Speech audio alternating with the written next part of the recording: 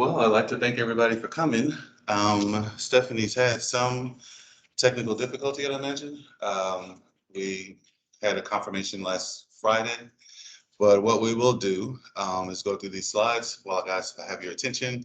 We'll talk about it. I am no lawyer by any means, but I do legal consulting all year long, so I'm familiar with some of this stuff. We've been working on it for a while. And we'll tap right in, but trust me, this will be audience participation. And I will ask some questions and hopefully you guys have some answers for it and we'll go from there. So uh, this is Stephanie's presentation. So even though she's not here, I think we should give her an introduction. So Ms. Stephanie Bergeron Purdue brings 2 decades of agency experience to her practice from her time spent with the Texas Commission on Environmental Quality, where she served in various capacities, including Deputy Executive Director. During her time with the agency, she worked as a wide range of issues, including NAAQS, National Ambient Air Quality Standards, SIPs, State Implementation Plans, NSR Air Permitting, TPDES Water Quality Permitting, Water Rights, Record Hazards, Water Issues.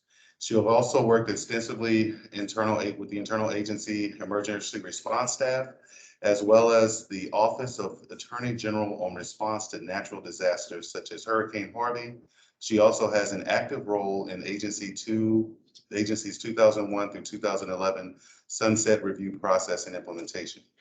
Prior to joining the TCEQ, Stephanie served on the staff of Senator John Lindsay, where she had the opportunity to work on a number of water-related issues, including total maximum daily load, TMDLs, Clean Water Act Section 401 certifications, and the creation of the North Harris County Regional Water Authority and state regional plans. So, here we're going to talk about the prominence of environmental justice in all of government, the approach to the regulation.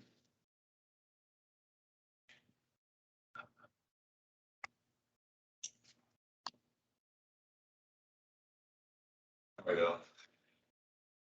So this is THSC 3820215, and this is basically talking about the assessment of emissions due to emissions events. What do we know about emissions events? Actually, when I look through the list here, I see I got a lot of different types of facilities in here. So if I talk about an NGL facility, I know the emissions events could be, a couple of things that we've talked about, like, compressor blowdowns or something like that. And from where we are right here, it's interesting size.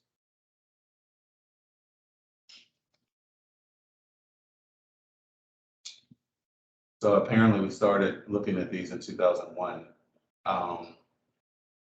The Sunset Bill was what it was called. And that was an agency name change to TCQ.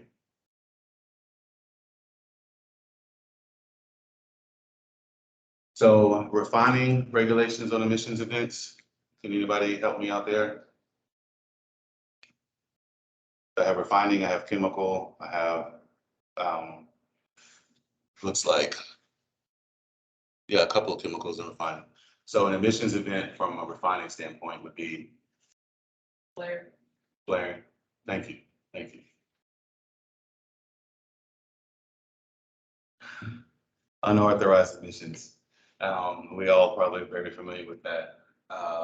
And so in my days of going through and looking at the different facilities that I've had the opportunities to work with, it's been really interesting to me which things have been authorized and which things are unauthorized. So we have obviously different rules in our permits, like good housekeeping that kind of falls upon a bunch of different things and can be used to, like I would imagine, manipulate the system. But the definition really of unauthorized emissions is here really air contaminant that exceeds any emission limitation in the permit, rule, or order of the commission. But there are some things that will be permitted, and then there's things that wouldn't be permitted, right? And if you're going over your things that are not permitted, then it usually falls into some type of reportable quantity. And most facilities have some type of way to present that. So what's the difference between unauthorized admissions and an admission event? Well, this is any upset or unscheduled maintenance, startup, or shutdown activity. You know, from a common cause that results in unauthorized emissions or air contaminants from one or more emissions points at a regulated facility. And then we also have what we would call an upset event, an unplanned and unavoidable breakdown or excursion of process or operation that results in unauthorized emissions. And a maintenance, startup, or shutdown activity that's reported here with different maintenance, startup, and shutdown reporting and reporting requirements, but had emissions that exceed the reported amount by more than a reportable quantity due to an unplanned or unavoidable breakdown or excursion or process of port operations and upset events. So we have 3 different categories here, and you guys are probably the ones that are always deciding which bucket they fall in. So someone help me out with MSS. That's an acronym, and I'm not familiar with it. Maintenance, start of the shutdown. Thank you. Unplanned MSS activities. So number 1 is the startup or shutdown is not part of a normal routine facility operation. It's unpredictable as to timing, and it is not a type of event normally authorized by permanent.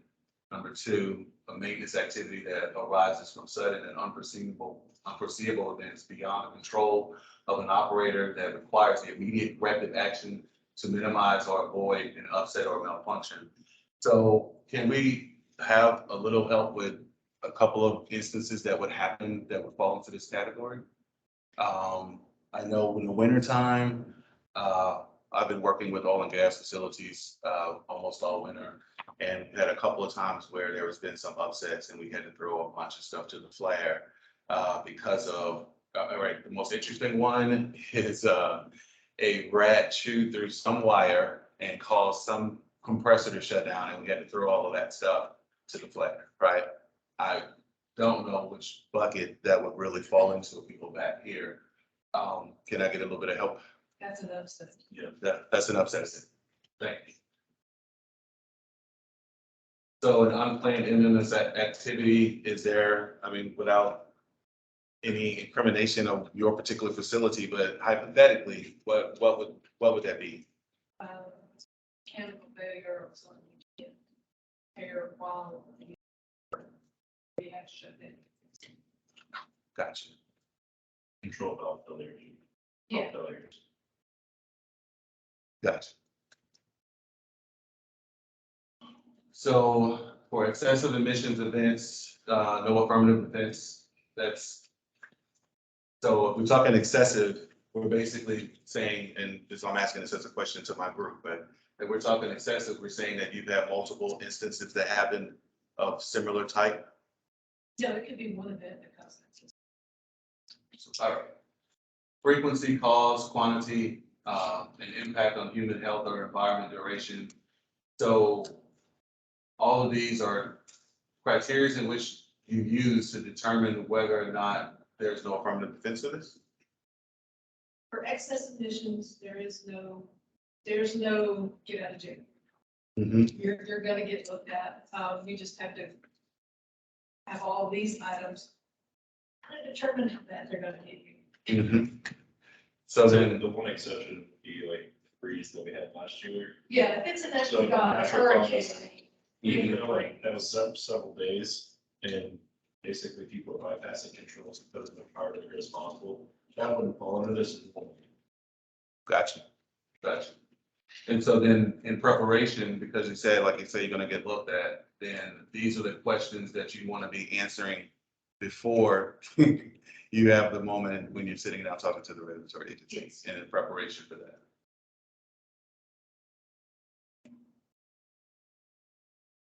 So apparently we determine these not by excessive emissions events are subject to affirmative defense to all claims and enforcement actions brought for those events, for which the owner operator proves all 11 criteria, including these main things. Timely reported. So obviously we want to report this stuff. There's already written times or listed times in which you have to make these reports. So I know they were always on the clock for that. The unauthorized emissions were caused by a sudden unavoidable breakdown to equipment or process beyond the control of the owner or the operator. I would imagine this also goes back to whether or not the PMs were all done correctly. And the leading up to whatever this event was, it was truly, something that was unavoidable. Unauthorized emissions did not stem from any activity that could have been foreseen or avoided or planned for. So I know one of the things that we're doing right now are pretty big studies on our equipment for the integrity. And it's a risky situation, right? Because we look at it from a standpoint of how much farther can we run it before we have to shut it down. And if someone makes a bad calculation, I'd imagine we'd be sitting in front of these, answering these questions. Where's the burden of proof lie? Obviously on the operator and owner, you always are gonna have to prove that you have done your due diligence.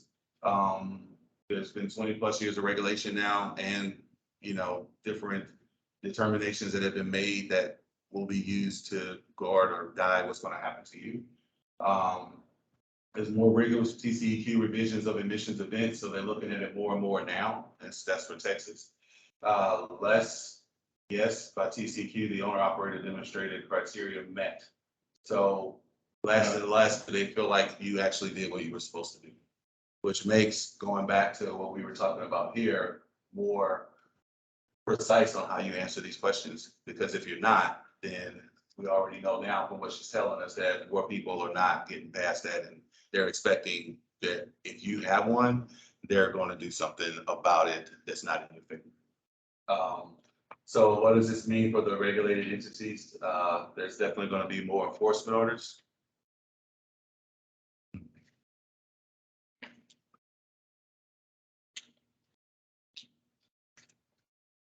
Please get me the slides. You have them now. Yeah, so there's going to be more TCEQ enforcement orders, compliance history, impact, OAG civil enforcement. Can somebody help me out on OAG? I don't recognize that. Oh, okay, thank you. So under the Biden administration, the whole of government approach to environmental justice is different, right? We've seen a lot of traction happen just really in the last couple of years. And we also have really talked about this subject a lot over the last, I feel like it's been a part of every seminar or something I've been to. Electronic reporting, STEERS, the new acronym for me, STEERS. That's the Texas online reporting. Okay. Legislative reports, emission inventory, SIP planning components, litigation. So she's got this under other aspects of emissions events. So apparently these type of things will also have to be reviewed to see what you've done.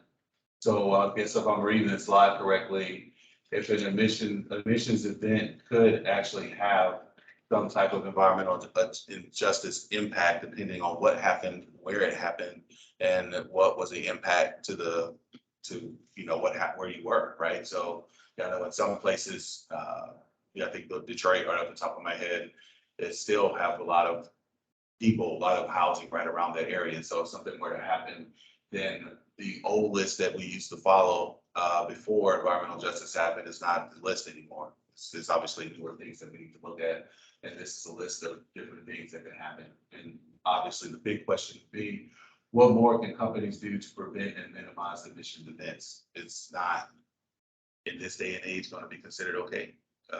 And the stats that she's kind of talking, this stuff here, what they're looking at, less guess by TCEQ, tells me that when these things do happen, then they're looking for a way for you to have prevented it, not looking to understand why it happened. And that, if it would take away, probably be a me. Well, we got through it. I'm terribly sorry that she wasn't able to make it. She's one of our biggest participators here. So I mean, only imagine that with all the bad weather that we got yesterday, we must have had some problems. So, and you didn't have it here in Texas, but if you look outside of Texas, it was horrible. I almost didn't get it yesterday. So, I would like to take any questions, but really questions are going to be for all of us. I'd say the one thing to be cautious of is the new EJ